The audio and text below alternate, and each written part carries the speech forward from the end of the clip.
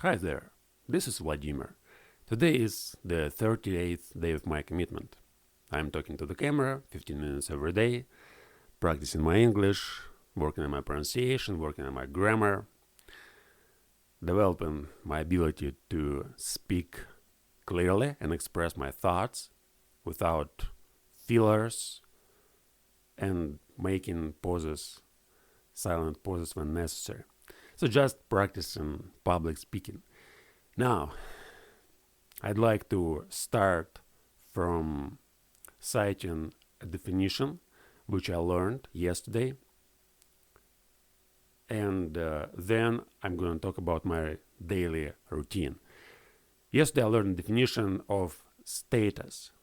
Status means a measurement of social value.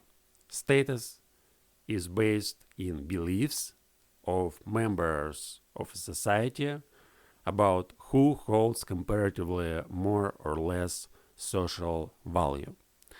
And day before, I memorized the definition of self-image, which is a mental picture that usually is quite resistant to change, that depicts not only details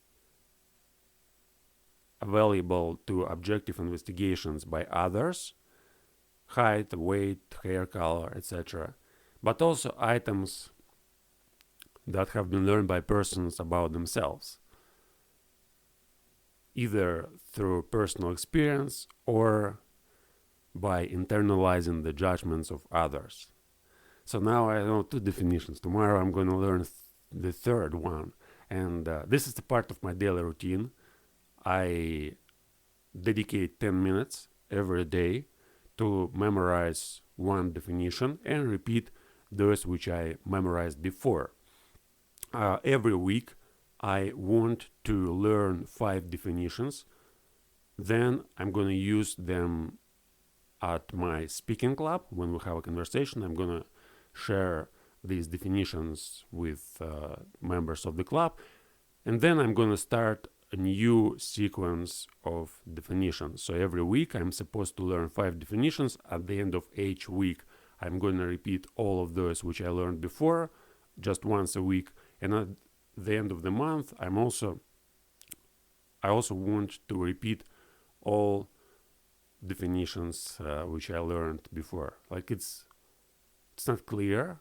Yeah, I was thinking that I'm going to repeat them only at the end of each month. So there's for about 20 definitions at the end of each month, and I repeat them just once. Or I have to repeat them every week. So at the end of each week, for example, this week I learned 5 definitions, and next week I learn another 5, and at the end of the second week I repeat 10 definitions, and at the end of the next week I repeat 15, and at the end of the month I repeat 20, and then next week 25. Yeah, once a week or once a month. I still haven't decided yet how to do that. But anyway, well, I'll decide later. Now the point is just to memorize 5 definitions a week and then use them at the speaking club. All these definitions have to be related to the topics of my speaking club. Now it's status, the next topic, social status, and the first definition, status. Oh, it's not the first, the second one. Day before yesterday, I memorized social self-image because it was in the book of Communication Works, which I'm reading now, and it was important for me. Anyway, now let's talk about my personal routine. Yesterday, I started the day as usually from exercises. I did gymnastics, then I did meditation, then I did juggling, Ijinjin, and after that I wrote a page in my journal. I was writing about my routine, so I was writing about what I did the day before. And then I talked about it to the camera using this exercise, which is self-talk, basically. And after that, I had breakfast, published the video, published a page from my Russian journal, and went to my friend's speaking club. I called them because now I'm working on English podcasts. So every week I'm trying to record a new episode on the English podcast.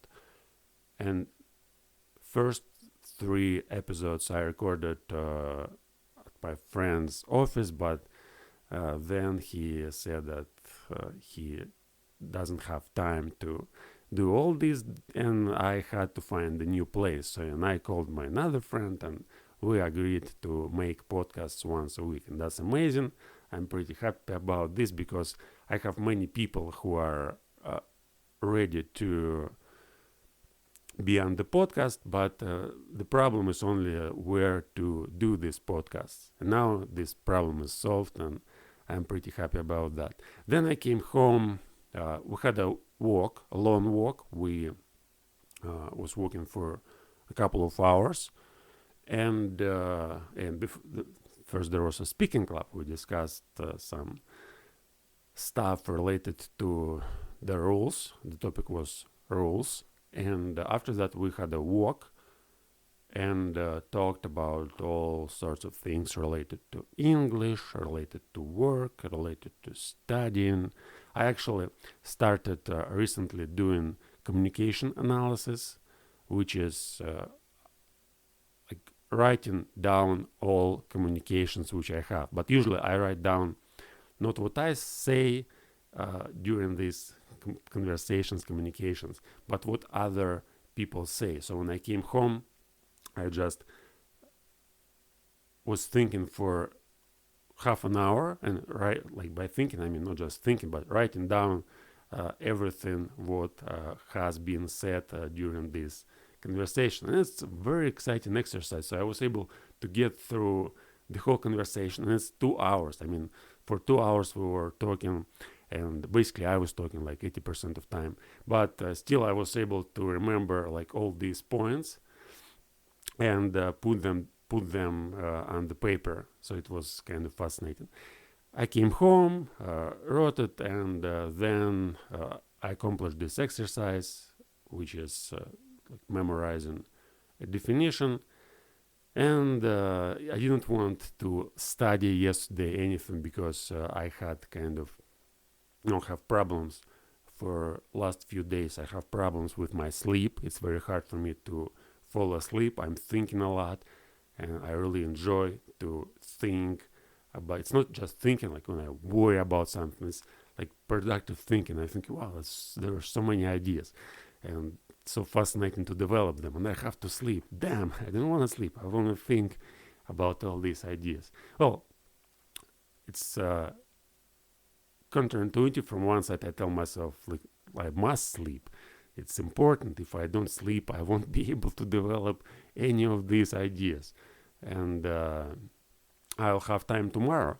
But the other part of me doesn't want to, obey, and basically it's very hard to sleep. I know it's a problem, so I'm not saying that it's something, it's a problem. I think I'll solve it in a couple of days, maybe even today. I just need to, maybe to do some exercises before falling asleep, not to think a lot, not to read too much. And one of the amazing ideas which came to my mind recently is making this community, English-speaking community of Kaluga. And I was thinking a lot for the last few years. I was thinking a lot about creating a kind of time cafe where people may come at any moment, and this time cafe is all about English. So it's not just some entertainment, whatever, just English, and everyone knows, like it's in our city, and everybody knows that those who practice English, that they may come here, and there's always somebody with whom they may communicate, practice their English, study together. Yeah, the whole idea is just to make it cheap, and attract as many people as possible. And I was calculating all this in my head, and the point is that if we have for about 200 people who are coming once a week for a couple of hours, it's already enough to create a community. And we may just make it extremely cheap, like 50 rubles an hour or even less. If there's 200 people, 50 rubles an hour is going to be enough to maintain this whole work. And that's amazing, because it's going to be a kind of, it's not a time cafe, basically. It's a kind of educational project. It's a university where there's no professors. Everybody just comes to communicate with different people, and those who know language better, they just teach those who doesn't know it as well. And but it's not like students and teachers. It's basically communication. So we don't teach each other by talking about grammar, by forcing memorize certain words and rules. We are teaching each other just by communicating, sharing our ideas, sharing our thoughts, and that's an amazing idea. So, but of course, what I'm saying now, it's just a rough drift. I can't explain it as I have it in my mind, because I can talk about it in this way, but I can't really share the whole picture. So what I'm trying to think about when I think about this idea, I'm trying to imagine that there's a place, there's a community of people who really are passionate about studying language. And we have a place where all these people may come at any moment. It's almost free, and everybody may find other people to communicate with in the real world, not through the internet. Of course, everybody who studies English and who has a certain, high level, let's say, for me now, it's like just, I don't need to put any effort to find a speaking partner and to speak with people on the internet. So I may speak with native speakers, I may write them, I may engage in conversations, and it's not a problem on the internet. But in real life, if I want to have a real conversation, I may find, of course, I have my speaking club, and I have, many members of the club who, some of them are native speakers, and I may speak with them easily and practice my language. But if I want more people, if I want to find people whom I really can talk about my ideas, my thoughts, I need to go abroad, because there are like as many people as I need, or on the internet. But if I don't want to communicate on the internet, and if I don't want to go abroad, it seems to be there's an opportunity to really find a community of people who are speaking English and with whom I can practice. But I want to create this bloody community. And I know that in our city there are a population of 500,000 people. And among them, there are a lot of smart, intelligent people who study language. And if they know that in our city we have a place where people who also study language gather, not just every week, but all the time. So there are people who come and speak English. By all the time, I mean, of course, 12 from 10 to 10 every day. Like, it's possible to create all of this, and it's possible to organize it in a way that people who speak English will know that there is a place that they can practice language. And that's what I'm thinking. Like, community, it's not a time cafe. It's not a business project where I will, I'm not doing it to make money. I'm doing it to create a real community and find and unite all people who study language, and also give an opportunity to those people who study language at school to get to the place and practice their language with people who know language, with native speakers, with those who studied for many years. It's kind of it's a protest against modern education, because now, if you really want to study English, as I understand it, of course, I understand that I may study it on the internet, and I may use books, and I may just improve my language just by working on books and developing my skills. But if I think about, like, if I imagine what's going on in schools and on the level where most of children and teenagers are, they don't know, they don't understand that it's possible just to do self-talk and improve their language to the point where they may speak better than their teachers. And this idea that everybody may study language just through communicating with people and learning to speak, and of course doing self-talk and thinking in English and all of that. It's like this idea, if it's gonna be popularized among like students, among teenagers, it's gonna attract a lot of people. It's not, when I'm saying 200, like we need probably 200 people to start the project, because we need a place, and we need to